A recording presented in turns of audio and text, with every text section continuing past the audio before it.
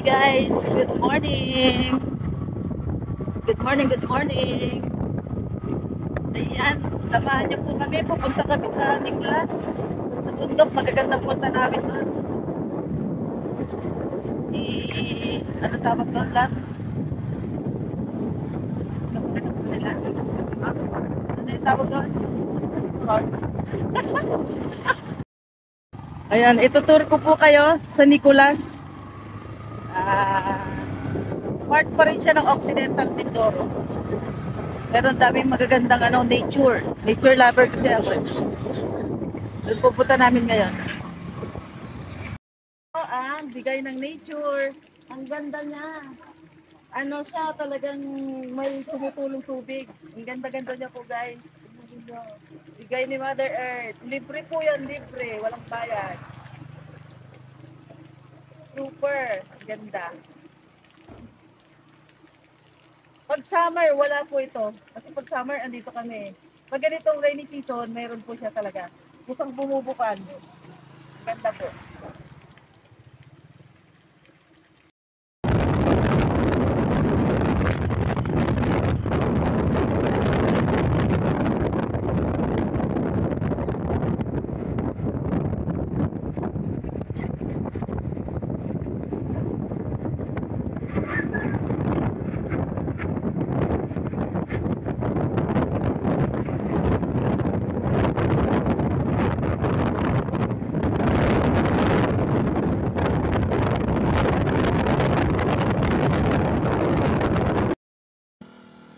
Yan guys, nakita niyo itong chariot na to, hirap na hirap siyang umahon.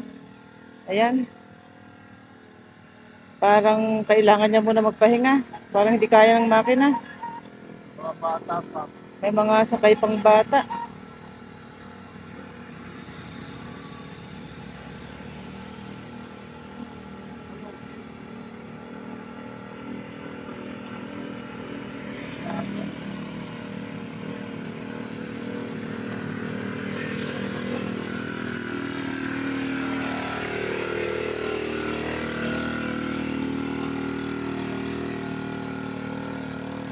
Yan guys, oh. Daan-daan lang siya. Mukhang sanay naman yung driver.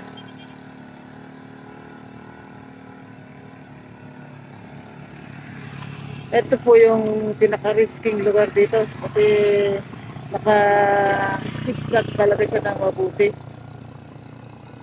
Ayun o, paakyat dun. Halos hindi na siya umaangat oh. Pag sa ganitong lugar, kailangan yung driver professional talaga. Kasi kung hindi, mamamatayan ka ng makina sa gitna. May natitinda rito ng lansones, libre tikim. Ang gagawin ko, titikman ko lang. Libre daw yung tikim. Ayan, sarap po.